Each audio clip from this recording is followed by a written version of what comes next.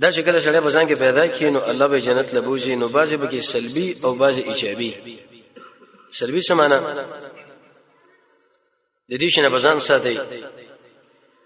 به جنت له داخلي او کدي شینو باندې شرط اخته نو یاد ساته د جنت داخلي دل به انسان له ګرانه تمامي کی مشکل. او بعضی ایجابي رسول الله ذکر کړی دی چې دا عمل کرا وصل وکړه دي.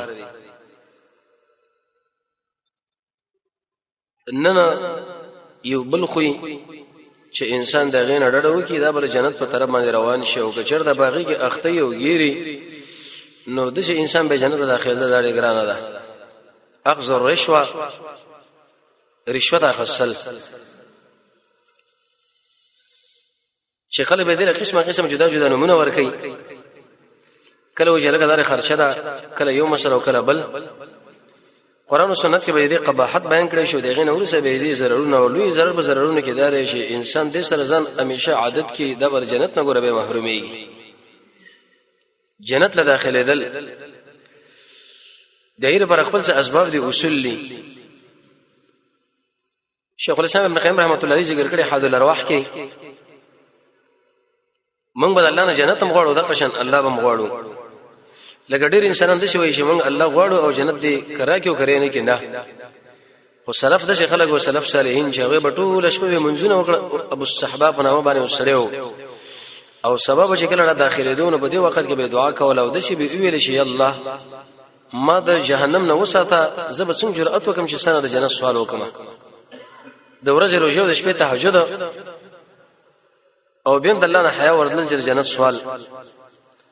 اقا انسانان چې هغه رسول الله ملګری دي هغه انسانان چې هغه رسول الله زمانه له نږدې دي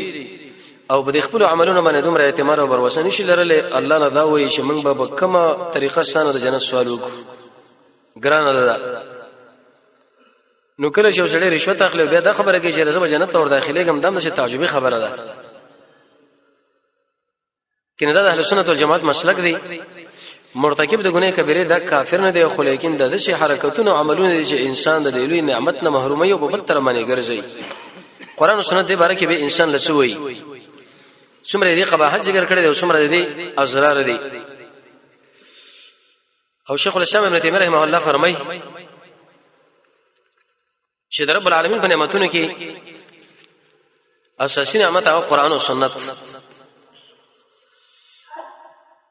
په بل تعبیر باندې دین د اسلام زګه دا حقيقي نعمت ته هر شي دنیا نعمتونه دي بچي دی واده خزه مالداري کورونه وغيرها اوس مکه دا که چیرته نعمت نو مجازن انسان چې کله بده کې مطالعه او کې وی ګوري سوره بقره کې سوره مائده سوره توبه سوره نمل کې الله دې قباحت ذکر کړي لري خو رسول الله فرمایي عبد الله ابن عمر نقل لي قال دا فرمایي چې لعن رسول الله صلی الله علیه وسلم نبی کریم علیه الصلاه والسلام لعنت ویل دي الراشیه باق انسان باندې چې غیر رشوت اخلي او ور کوي. ته خبره باندې لږ سوچ د الله نبی فرمایي چې د الله لعنت ته په حق انسان باندې چې غیر رشوت اخلي او یې بل ور کوي. لعنت در رب العالمین د رحمت نه لړی کېدل. حدیث کې راځي د الله نبی روانو یو قافله کې وخو نو هغه د قافلې د منځ نه را بار کې چې د پوسو کې چې رسول الله دا ولې ودا چې کله راوته د کور والو مالک د باندې لعنت ویلې اجر چې مونږ الله راګیر نکي دغه د وجه رشوت اخصل او رشوت ورکول د زمونږ د الله لعنت د انسان له متوجي کی. رسول الله فرمایي د دین ځان ساتو کله چې در باندې الله لعنت وکړي نو به جنت ته ګوره محروميږي. ابو هريره فرمایي وی نبی کریم علیه الصلاه والسلام رشوت ورکون کې واخښتون کې باندې لعنت ویلې او هغه انسان چې هغه د دوړو مابین کې دلال څه معنی تاسو دې خبره لږ متوجي شئ. یو سړی به چې هغه رشوت اخلي وي یو دکاندار به ته وګوته کې چې لکه دله به دومره مال ورکې به دا فیصله کیږي او ته به غو خپل دکانداری کوي چې زما په دې کې څه خو دې پلاني سړي دومره مال جمع کې بدیږي کې او خطه معلوماتو چې دا ګور د رشوت مال دی واغ سړی اوس اصولي نو یاد ساته رسول الله فرمایي چې الله لعنت پتا باندې مراغه تم به غیر شوي مال به اخلي بل څو او ایسه غیر شو بګیتا حدیث کې د امر رسول الله فرمایي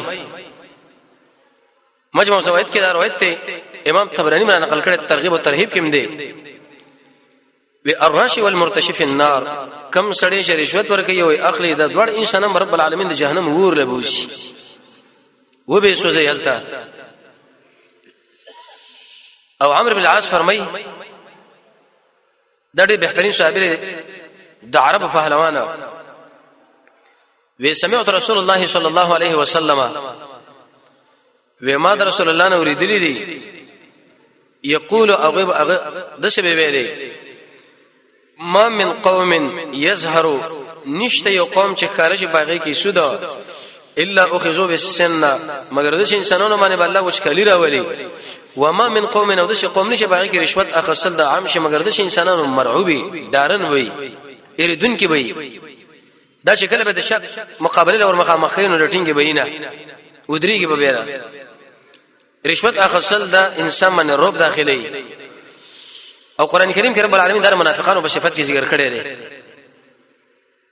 چې کله به یو ځای کې د اسلام او د کفر مقابله یو د اسم مرعوب شي او تکتی وې د چې انسان منافق دی او د چې ځل ځان رسول غواړي چې انت بالکل امن یو غړغړ غارو نه عبد الله بن عباس فرمایي وی نبی کریم علیه الصلاه والسلام فرمایلی دي چې کوم یو انسان رشوت اخلي الله رب العزت به دا لاس وتړي لاس او دغه نه به ورسره به د جهنم په دیمنس کې دا ورغورځي او د جهنم دیمن د سړی ورسې کې تقریبا 500 کاله مزل لالته رشوت اخصل د دې سزا دار چې ساده لاس به ایسته دي وتړل شي 60 سره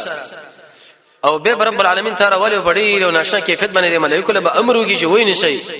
د جهنم له ور ورځي واغه به د جهنم د الله نبی فرمای 500 کاله الله نه مزل لغیله چې اسی تعالی وي بزقه سزا در کوم د جهنم نه دی ورکته کوم او به درو باسم په سکند کې لا څومره ګرانه ده سخت خبره ده ابي امامه الباهلي فرمای د بهترین صحابي دی ابن کثیر بدریم جل کې لیکلي وای د شکل ایمان راوړو رسول الله علیه ویلي وېزم د قوم دعوت ورکوم دا قوم ډېر سخت دریس خلکو وی چې کله غل دعوت ورکړي چې اے خلق لا اله الا الله وی دومره سخت والو چې ایسه به وشش به د قوم طلب د وبو کې شمال لګو برا کوي ور نه کړي وې د سره یو شړې غوند وده په ځما دراواچ ولا الله رب العزت به ایسه دلا د یو طریقینا په یو کې سلوکي کې د څخه مسله برابر کړه او تند ورته ماته کړه د قوم کې وسړې او مشر ویلکه دا وګور ډېر مخاوري سړی دی داخله په دغه ډېر خپشي قومي سړی دی د زمنګ نه طلب د وبو کړي راځي چې د وبو خور کو وکړي چې شړې مړې تل لري کړه په دې وخت کې دا اوچت کې او طلب د وبو ور نه وکړي چې دا والا وی الله رب عزت ما باندې وبس کړي دی دا تاسو ته خبر اسره ګرمۍ کې پروت دی وی چې کله ورته اخر ته لوس کړه نو هغه اجتماع د وبو یا د شودونه ډکه شوی و فامنوا جميعا وایسه د ټول قوم ایمان راوړو دومره اوچت قیمتي صحابي دا فرمایي چې محمد رسول الله فرمایلی دي دې خبره لګورا و من شفاع لاخيه یو سړی دی مسلمان ورور د لپاره سفارش وکړي په یوځای کې چې لکه دا په دې کې اې د مشکل باندې او تاسو سره منډه واخصه و فاهدا له هديه او هغه سړی دله به یې یو هدیه راولې کړي چې تاسو ما سره ډیره منډه واله او قبلها به دې سړی دا قبول کړي فقط اتا بابا عظیما من ابواب الربا رسول الله فرمایي د سود په دروازو کې ولې دروازې دې شلې راته وګو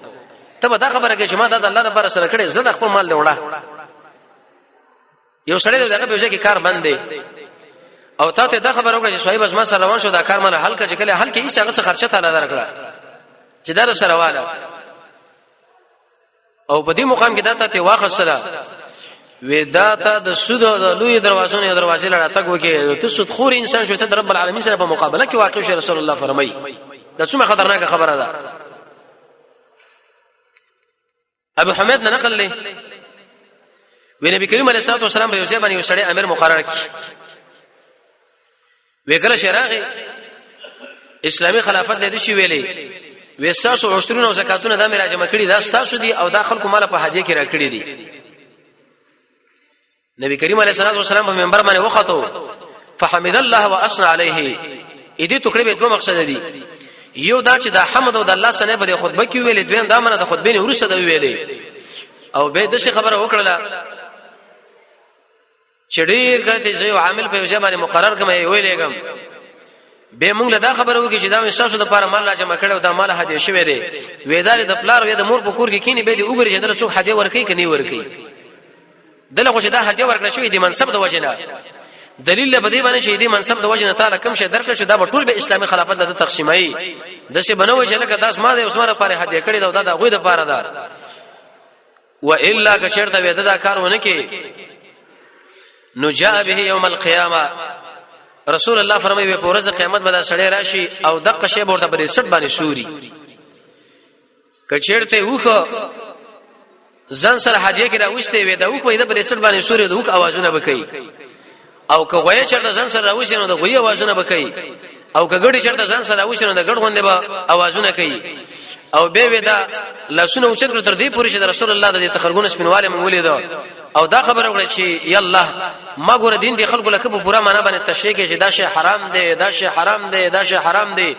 بهم چې داخله کوي نو زم علامت نه ما دین بیان کړی دی، دوی پویږي او ته پویږي جهنم به پویږي چې دا ول مال په هدیه کې را کړو مال په دې کې را کړو بده کې. عبد الله بن مسعود فرمای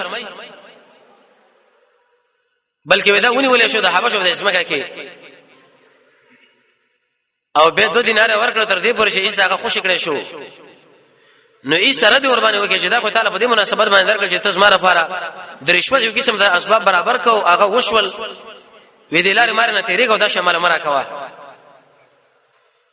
ابن مسعود څخه بیا ویل دی چې رشوت پر جرګو کې ودا کفر دی او د خلکو په مابین کې ودا حرام خوري ده. څه مطلب؟ یو ځای کې وسړي باندې اسلامي حکم جاری کیږي، غلې کړي د ولاسته کټ کیږي یا به تور مثال جنې کړي دا غو سره جمع کیږي، او تا په دې وخت کې مال لا واغو سو هغه جب کې واچو ته د ایمان نه په اخلاص شوي، خو ګره مسلمانانو مابین کې مالونه ور باندې سړی ځان له اصولي ودا ګره حرام خوري وکړه، نو دلیل به دې چې دا خو ناروا دي، لیکن د احکام په اړه کې خو بالکل به ناروا دي. الله رسول حکم یو رقم کړو ته به بدلای. ابن مسعود څخه فرمایي صحت دا معنا وې چې تر یو مسلمان ور د پاره د حاجت طلب وکي او هغه به پوره شي، وې ایست تعالی په دې وخت کې وحدیره ولېږي او تابع قبول کړو ته په دې شه بده پوهه شه بده باندې تا ګور حرام شي وخړو. او رسول الله فرمایي مسلم کې حدیث دی چې کله حرام شي د سړی دی خېټه لورغه وي د جهنم د اور سره لایق ته چې د بدن وسوځي، یو عمل به قبلېږي نه. قتاده سے فرمایي دی آیت په تشریح کې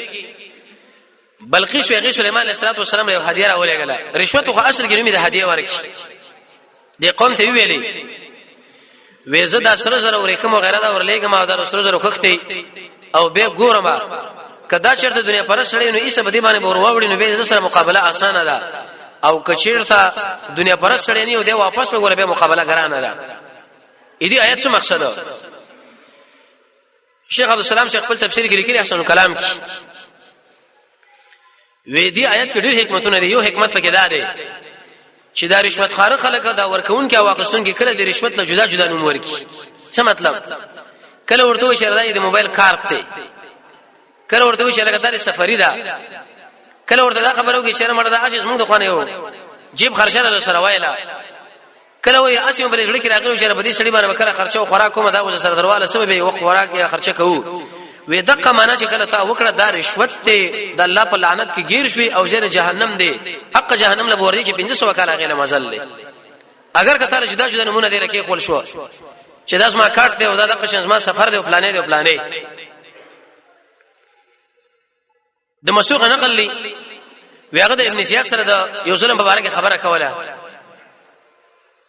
چې پلاني سړي باندې خلک ظلم کوي او دا کار کوي بيداونه لری شي منشي،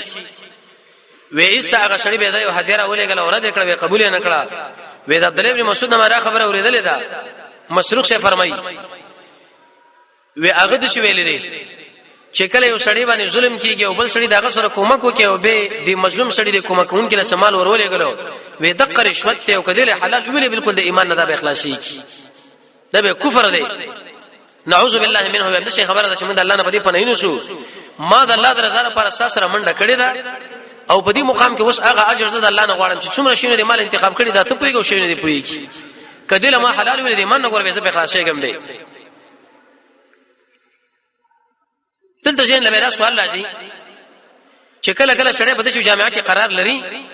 چې ستا خپل مال له بطور مثال دا قلم زما دی او ډیر قیمتي په دې باندې ایسو سړی داوا وکړه لیکن صورتحال د څه دی که زه په خپل مال باندې رشوت ورنکما په دې وخت کې زما د خپل مال وسلاند کیږي او بل سړی زما اخلي نو آیات دا رشوت ورکول جایز کنه روا امام قرطبي رحمت الله علیه او نور علماء لیکلي دي چې دا به جایز لکه په نهایت ابن الاثیر کې